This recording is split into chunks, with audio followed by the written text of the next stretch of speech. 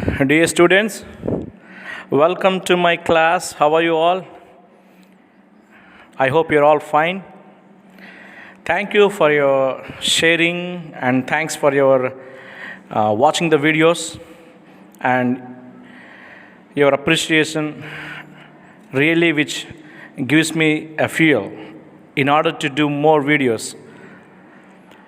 For the welfare of the high school students particularly, I want to do the series of topics on atomic structure so that please go through the lessons which I have explained and share your thoughts again.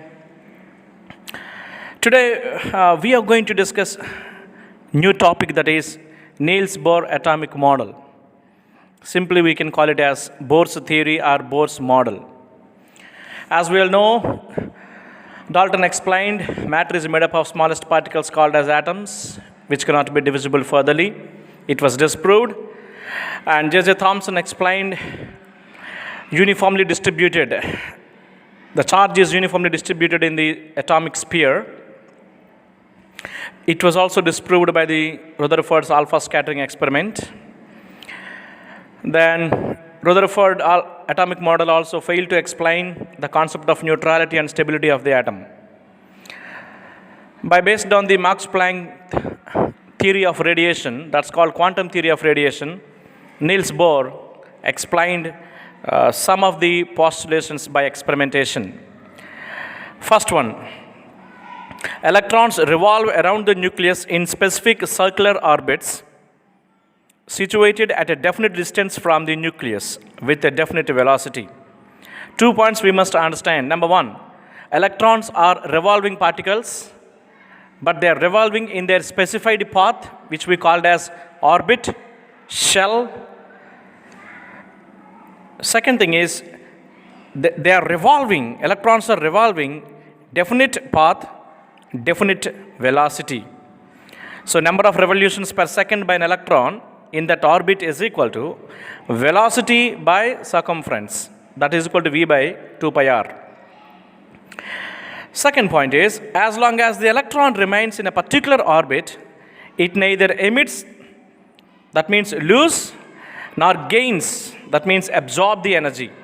This simply means that in a particular orbit, the energy of a particular electron remains stationary or constant, so that this is called as stationary orbit or stationary energy level. Simply we can say simply energy levels. Second point I want to explain, see that as long as the electron revolving, that means while the electron is revolving by the influence of the centripetal acceleration, centrifugal force and centripetal force,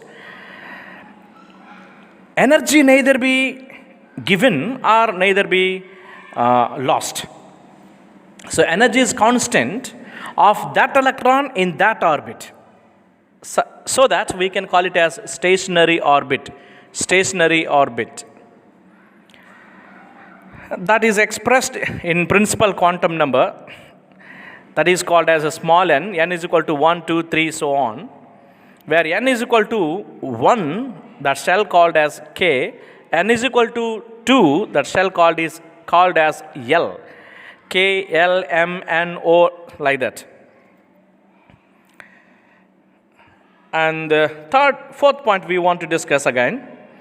An electron can move from one energy level to another through quantum or a photon jumps only.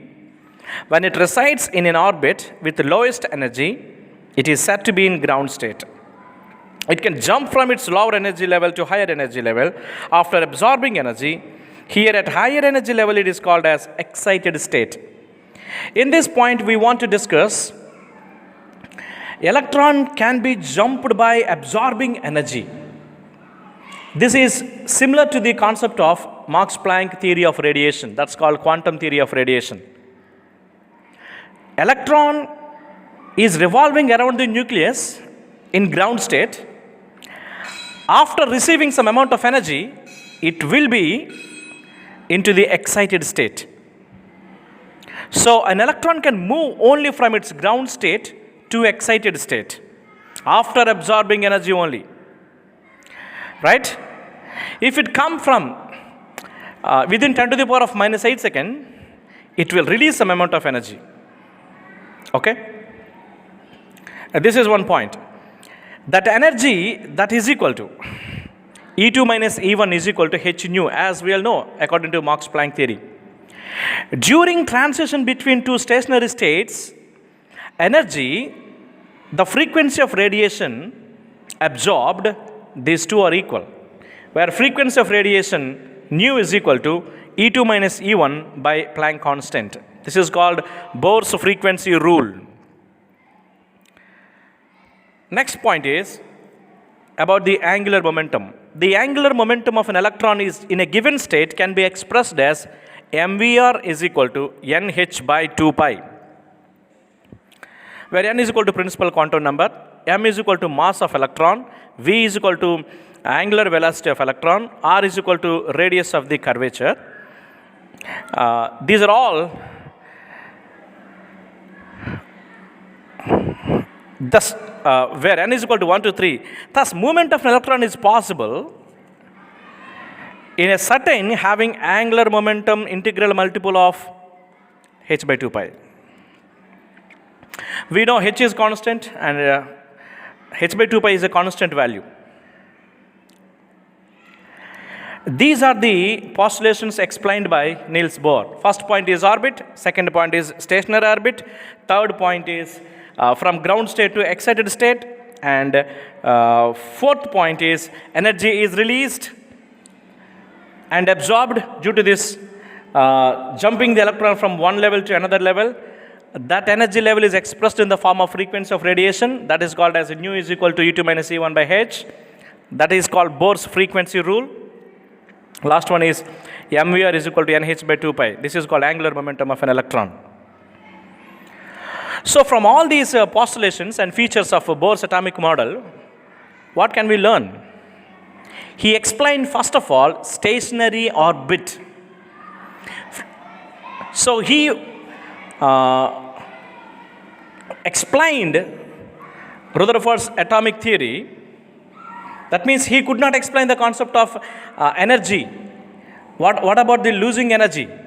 But Bohr explained, in a particular orbit, energy neither be absorbed nor he released. This is the special point he explained. Niels Bohr explained the radius of electron he calculated, and he calculated the velocity of electron in a particular orbits. The equations are like this. Bohr's radius value is Rn is equal to n square h square by 4 pi square k me square z. This is the value. This is the formula where Rn is equal to n square into 0.529 into 10 to the power of minus 8 centimeter by z is atomic number. Okay?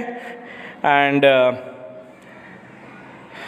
such a way he explained this concept. For that reason he received Nobel Prize, and he could not explain the concept of spectrum of multi-electron system. He could not explain Zeeman effect, splitting of electrical lines split into sublines. He could not explain Stark effect in the electric field. But he explained the hydrogen spectrum very well. Thank you, children. Once you look at this Bohr's atomic model, which is very important, tomorrow we will discuss the derivation part of the radius of electron and energy of electron proposed by Niels Bohr. Thank you. Have a nice day. God bless you all.